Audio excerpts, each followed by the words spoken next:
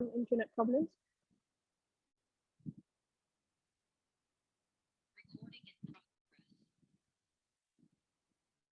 Okay, so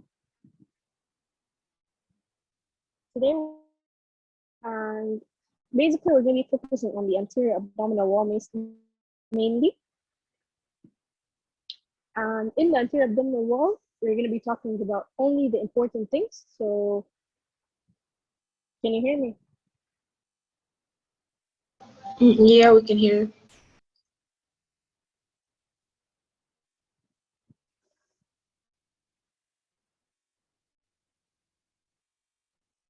Okay, كده سامعني؟ طيب, so we're going to be talking about the anterior abdominal wall, and in the anterior abdominal wall, هنركز على the things that are more important. So we're going to be talking about the superficial fascia, about the muscles, the rectus sheath, and inguinal canal. So there's also like some information about the skin, deep fascia, the blood supply, innervation, and lymphatics, but I'm not going to go through it. I will be giving you the documents, though. If you want to go through it on your own, you can. But I would still recommend you go through الحاجات اللي فيهم stars, because they're the ones that have most common questions in the exam. تمام؟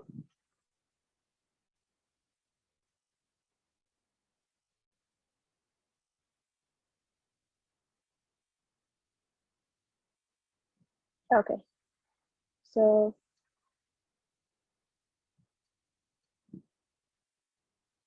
for the anterior abdominal wall, أول حاجة we can talk about really briefly is the divisions of the anterior abdominal wall. The abdomen is usually divided into 9 regions. When 9 regions are divided based on 2 horizontal planes and 2 vertical planes. تمام؟ يعني في 2 vertical lines بيجوا كده بنسميهم الميدclavicular planes اللي هم بس 2 lines that you draw at the middle of the clavicle.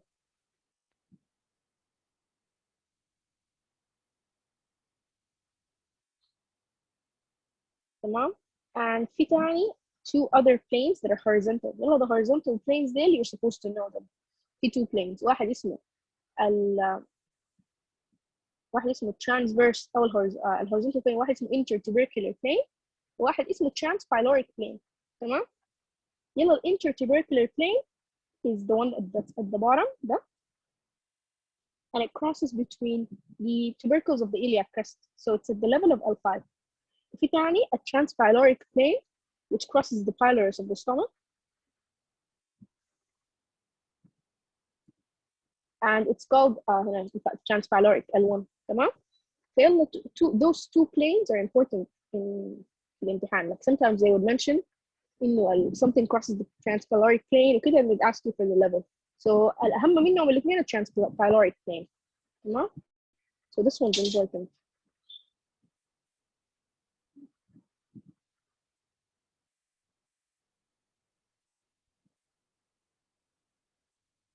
Cool. So this is basically what you need to know about the planes and the divisions. It's also important to know the names of the quadrants and all of that and the regions. Not really, because it's not that much of an area of question. So أهم حاجة you need to know in cases of the divisions of the abdomen is the transpyloric plane that's at the level of L1 crosses the pylorus of the stomach. It's basically halfway between the jugular notch and the symphysis pubis. It's not that important. Well,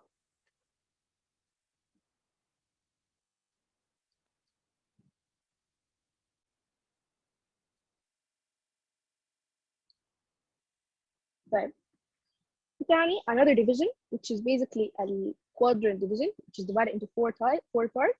The division, it's not that important. You don't need to know what is dividing it. Basically, just the median plane for the middle of the body. If we transumbilical plane for the area of the umbilicus. That's pretty much it. تمام؟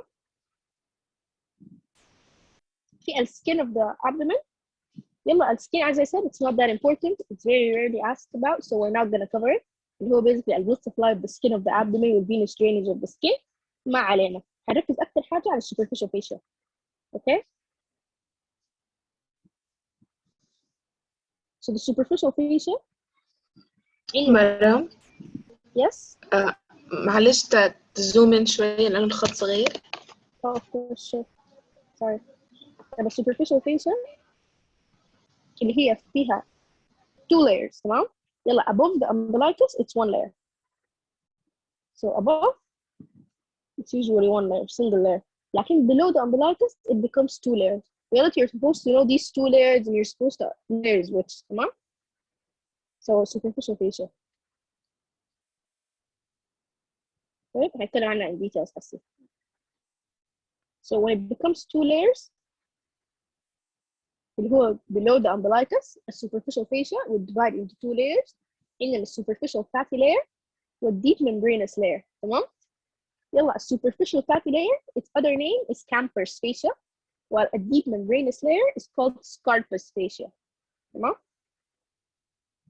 Well, this is very important, but the naming of the fascias is super important. It's very common in they'd ask you a question, the MCQs is like, which of the all of the following is true about Camper's fascia except, or something like that, تمام? So it's important to know it's a superficial fatty layer. It's called Camper's fascia. بعد ذاك, a few things that are important to know but not too important to know is a superficial fatty layer أو Camper's fascia دي is continuous with the superficial fascia of the thigh. So it continues to the thigh, تمام? It also, في males, it fuses with the deeper layer to form a dartus fascia, تمام? يلا دي, it's this part specifically, don't bother too much with it. It's more pelvis than abdomen. وما بجيبه في الامتحان. لكن يعني it's just important to know it can fuse with the deep layer to form the dartus fascia in males, تمام? So the more important things are this one, it's what's it called, it's not camper, it's superficial fatty, it can join with the superficial fascia of the thigh, تمام? في تاني a deep membranous layer اللي هي Scarpa's fascia. The Scarpa's fascia is thin, so there's little or no fat, and it fuses برضه with the deep fascia of the thigh. تمام؟ يعني a deep هنا بتعمل deep fascia of the thigh, while a superficial بتعمل superficial fascia of the thigh. It also attaches to the linea alba, symphysis pubis, واttaches to the dartos fascia والcollis fascia في البلبس. تمام؟ يعني أكثر واحد عندها attachment هي deep membranous layer, not superficial fatty layer. That's what I usually just remember. A deep membranous layer attaches to a lot of things. So if you see the word attaches in an MCQ, you know they're talking about the deep membranous layer.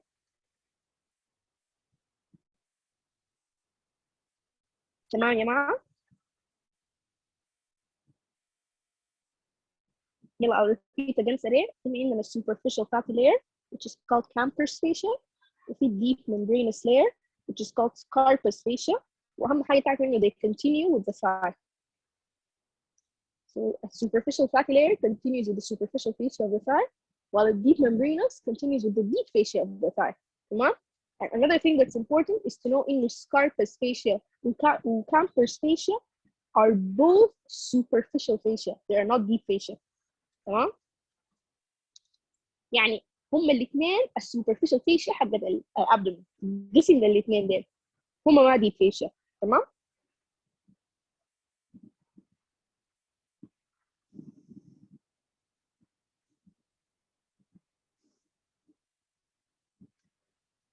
طيب, a deep fascia, we're not going to talk that much about it. It's just a thin layer of connective tissue and it's not important. لكن المهمة هي superficial fascia اللي هي Camper's fascia.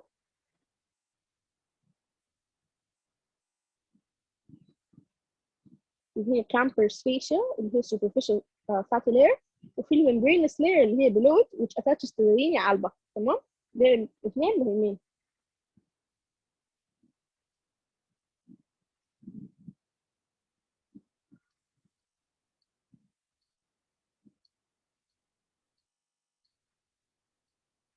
اللي هي Camper's Scarpa's. Scarpa's قلنا it attaches to شنو؟ attaches to the linea alba. تمام؟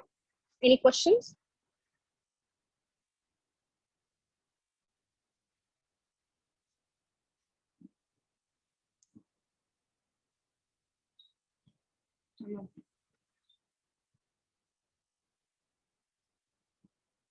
طيب, نمشي بعد ذاك للمسلز.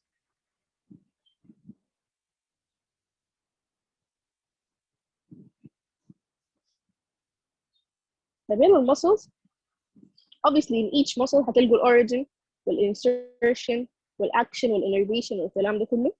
It's somewhat important to know, لكن not in details. يعني I would not recommend you spend your time trying to memorize the origin والinsertion والaction والinnervation حتى الabdominal muscles. It's practically a waste of time. What you should memorize is what do these form or what do they contribute to. يعني احنا مثلا rectus sheath, for example, it's important to know what it's formed by. So which muscles form it, or which muscles form the inguinal ligament, or which muscles form الحاجات اللي حوالينا دي. Make sense? So like it's more important for you to know what the muscle forms than to know the origin and insertion of the muscles. تمام؟ في abdomen specifically. Go through it, of course. Just don't waste your time trying to memorize it. ف يعني نبدأ لكن I'm just gonna go really quickly through it. I'm not gonna be focusing on it. يعني هنقسمهم ل flat muscles و vertical muscles. تمام؟ الفلات muscles ثلاثة اللي هم external oblique والinternal oblique والtransversus abdominis. تمام؟ يلا external oblique origin are the lower 8 ribs. Insertion are the xiphoid process, linea alba, pubic crest, pubic tubercle, and anterior half of the iliac crest. Action is that assists flexion and rotation of the trunk, which basically makes it an accessory expiration muscle. And its innervation are the lower 6 intercostals, iliohypogastric, and ilioinguinal nerves. And direction is inferior-medial. And now the thing that actually really matters here is the muscle fibers are replaced with an aponeurosis before they're inserted. And it's important to know it doesn't get inserted directly. It first becomes an aponeurosis and then it gets inserted. The aponeurosis is basically just a flat fibromuscular tissue. So it looks like a tendon, but it's a really big flat one. تمام؟ فيلا دي حاجة المهمة إنه muscle fibers are replaced with an aponeurosis. And sometimes they would ask you يعني إنه how is it inserted? It's inserted by an aponeurosis. تمام؟ يلا the thing that really matters زي ما قلنا is إنه what does it form? So the muscle دي ذاتها في النهاية it can contribute to other structures in the abdomen. What are these structures? تمام؟ فيلا which first of all external oblique دي aponeurosis حقه thickens to form the inguinal ligament. تمام؟ So يعني inguinal ligament is formed by شنو؟ Formed by aponeurosis of an external oblique. Okay? فيلا inguinal ligament has another name. You would probably يعني know it or not. ما فرق كثير. اسمه Popart's ligament. تمام؟ So the inguinal ligament أو Popart's ligament is formed by an external oblique. ثاني عندنا lacunar ligament. Lacunar ligament is basically an extension of the inguinal ligament. So it is formed by an external oblique. Another thing is that the lacunar ligament, لما تصل البلفس, it becomes called the pectineal ligament. And all of these three ligaments بيجوا originally من وين؟ بيجوا من external oblique. الحاجة دي ليه why is it important to know? Because sometimes يعني it's very rare برضو لكن sometimes in MCQs they would ask you all of the following is formed of the external oblique except. And in that case, if you see all of these ligaments, all of them count as part of the external oblique. تمام؟ Make sense يا جماعة؟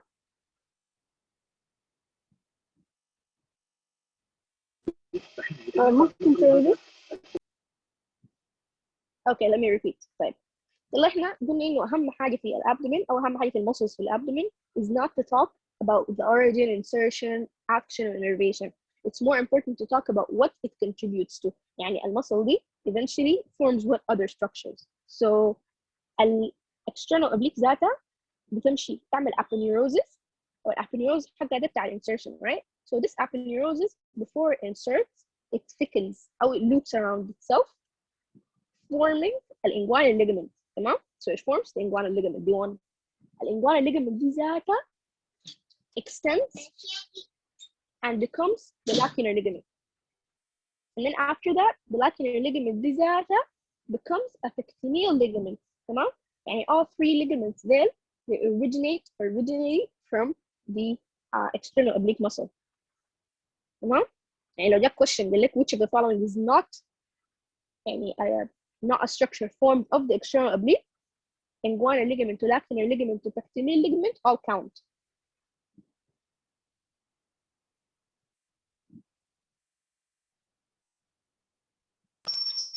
Yes, thank you. Okay, so other structures برضو that are formed by the external oblique برضو is a superficial inguinal ring, which is basically a defect in its aponeurosis. وآخر حاجة it forms part of the rectus sheath. So الحالات that are formed ممكن in a summary كده نقول that are formed by the by external oblique is the inguinal ligament وأي ligament جاية منها والsuperficial inguinal ring والrectus sheath. These three structures are formed by an external oblique muscle. تمام؟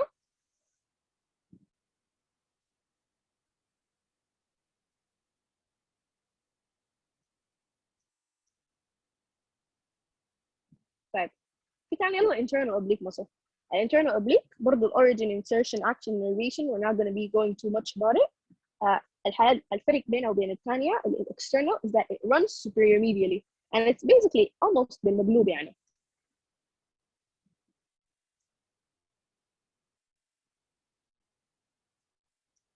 يعني it starts from the lumbar fascia, iliac crest, inguinal ligaments, and it goes upwards to insert in the lower ribs, xiphoid process, linea elbow, symphysis pubis, and it assists in flexion and rotation of the trunk, accessory expiratory muscle. So its action is the same as the external, same action as external oblique.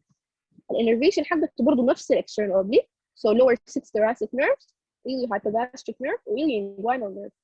الفرق برضه إنه it runs superior medially, unlike external كانت نازلة inferior medially. So وبرضه the same idea is that the muscle fibers are replaced with an aponeurosis أول and then inserted. تمام؟ يلا what really matters here is that what it contributes to. So يلا الحاجات المهمة هنا أهم واحدة is that the internal oblique forms the conjoined tendon. تمام؟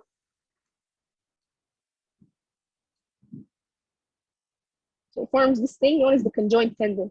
A conjoined tendon it's a tendon that's formed by حاجتين, formed by an internal oblique with transverse abdominis.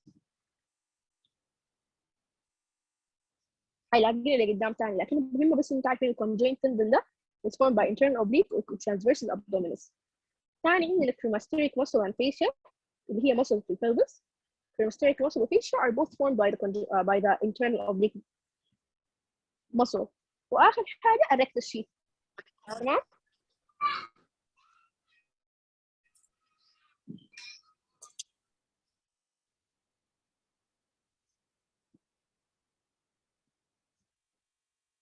يعني conjoined tendon is formed by both internal oblique and transversus abdominis. في cremasteric muscle fascia وفي rectus sheath اللي هو برضه كان formed by برضه external oblique. يعني rectus sheath ده بيجي من external oblique و internal oblique و transversus abdominis. تمام؟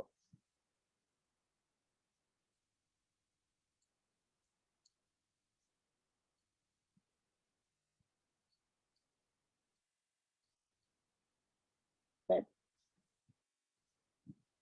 في تاني transversus abdominis. A transversus abdominis الاوريجين حقه برضه inguinal ligament وإلياك crest ولمبر fascia ولور 6 intercostal cartilages والinsertion حقه في xiphoid process.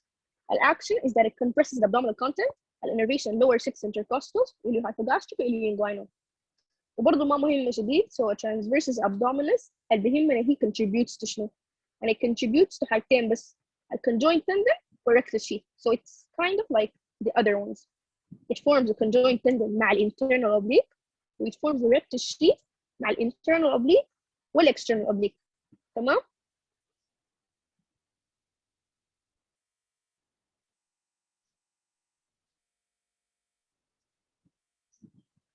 There's one thing that's important about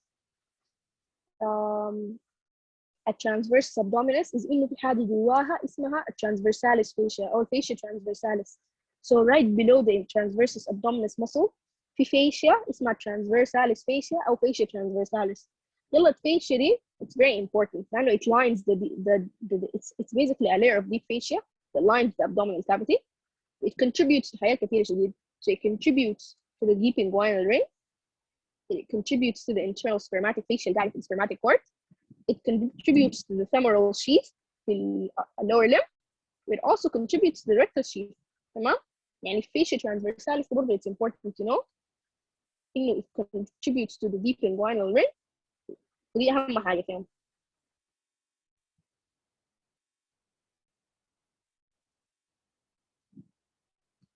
It contributes to the deep inguinal ring.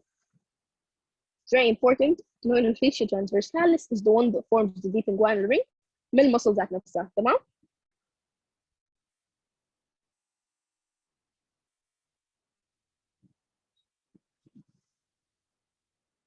Right. Any questions so far? So a superficial inguinal ring معمول من external oblique and then deep inguinal ring معمول من fascia transversalis صح كده؟ Yes, exactly. تمام. So يلا ده كده ال 3 horizontal muscles. في تاني 2 vertical muscles. ال vertical muscles واحدة منهم هي rectus abdominus والثانية اسمها pyramidalis. تمام. So the rectus abdominus it's not important برضو ال arch insertion والكلام ده. لكن we're just going to be talking about إنه it's divided by 3 tendinous intersections at 3 levels اللي هم يعني فيها if you look at a picture of the rectus muscle you're going to notice that it has these lines. Basically, it's divided into 3 parts by these tendons. يعني دي one of the features of the muscle.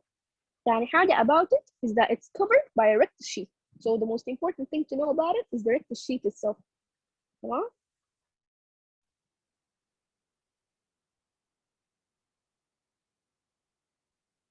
The second muscle اسمها pyramidalis. والpyramidalis دي الorigin حقها في symphysis pubis. Its insertion is in the linea alba.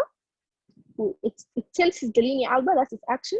It's innervated by the 12th thoracic nerve, and it's often absent. تمام? So it's one of the muscles that are absent. If it's present, بتكون قاعدة جوا rectus sheath. يعني two muscles الثانيات vertical, which are rectus abdominis and pyramidalis, are both inside the rectus sheath.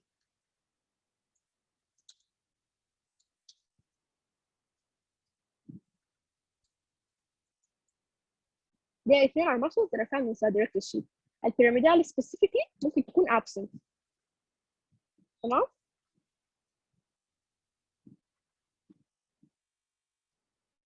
The thing that's more important for us to know about is the actual rectus sheath. So it's very important to know rectus sheath, the شنو, what it forms, what it's formed by, I mean, and what's inside of it. تمام? So ده أهم جزء في lecture probably. So the rectus sheath is a long fibrous sheath enclosing the rectus abdominis and pyramidalis muscles. تمام? It's formed by aponeurosis of 3 flat muscles اللي هم منو transverse اللي هم external oblique, internal oblique, transverse abdominis. So ده بيعملوا لنا الثلاثة دول بيصنعوا لنا الريكتس شيت. تمام؟ It contains برضه حاجات لكن let's just revise this quickly. إنه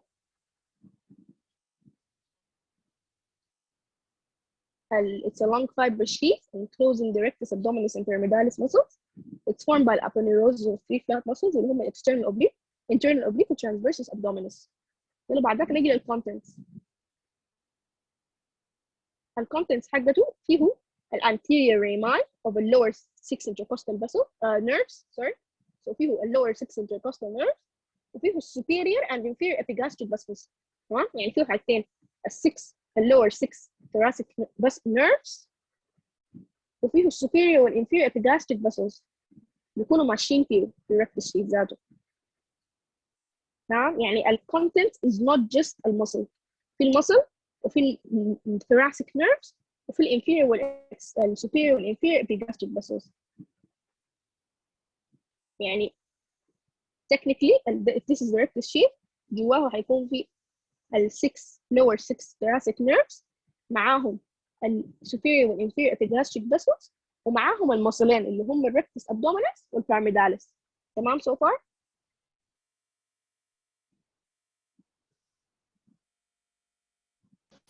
تمام. Okay, perfect.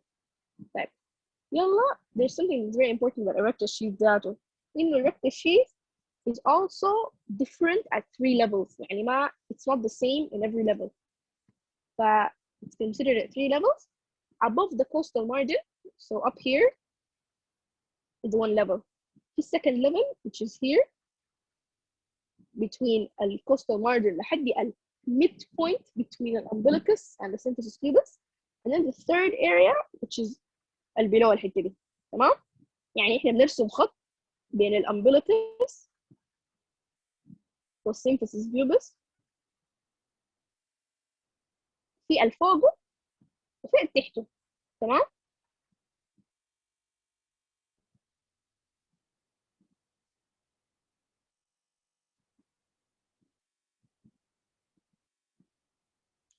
طيب so basically هنعمل considering the 3 levels. الليفل الأولى زي ما قلنا above the costal margin.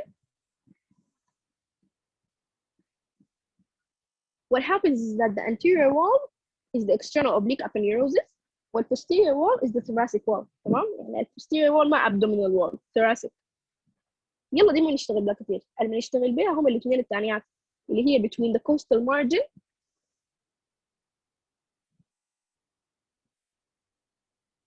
and level of anterior superior iliac spine. تمام؟ الاريا دي اللي هي second level دي what happens is that sorry الاريا دي اللي هي second layer اللي بيحصل انه anterior wall بتكون external oblique معاها half of the internal oblique while the posterior wall بتكون half of the internal oblique معاها transversus aponeurosis. يعني if you look at it in a picture الاريا الفوق sorry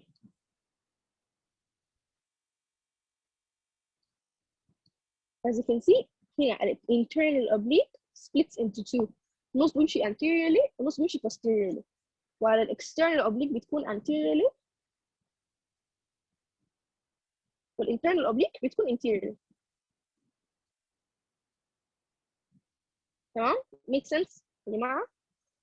إنه above the level of the anterior superior iliac spine بيكون الinternal oblique نصها بيمشي قدام ونصها بيمشي ورا while external بتمشي قدام والtransverse abdominus بتمشي ورا. after that level الثلاثة بيمشوا قدام وبيخلوا لنا ورا nothing but the transversalis fascia. تمام؟ يعني في الاريا above بيكون في ثلاثة في layer قدام مصنوعة من half of the internal oblique و all of the external oblique والlayer ورا مصنوعة من transversus abdominis و half of the internal oblique. لكن after that level بيكون all the anterior wall is formed by all three external, internal and transversus abdominis and the posterior wall is formed by nothing but the transversalis fascia. تمام؟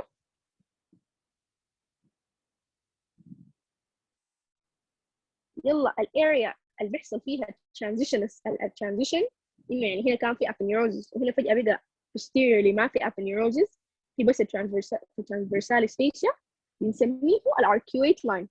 تمام؟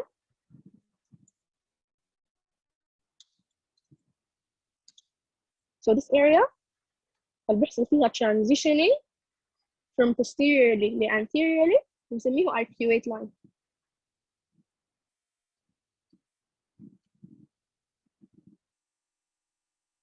So let's go through the كلام تاني. Read it. Between the costal margin and level of the anterior superior iliac spine بيحصل anterior wall بيكون external oblique و internal oblique half of it. والposterior wall بتكون internal oblique الhalf الثاني معها transversus aponeurosis. يلا between the anterior superior iliac spine والpubis أو below the midway between the umbilicus and symphysis pubis اللي هي قلتها قبل شوية. الانتيريور wall تبقى aponeurosis of all three muscles وما في posterior wall aponeurosis بيكون بس fascia transversalis. الحتة اللي بيحصل فيها transitioning بنسميها الاركويت لاين. تمام يا جماعة؟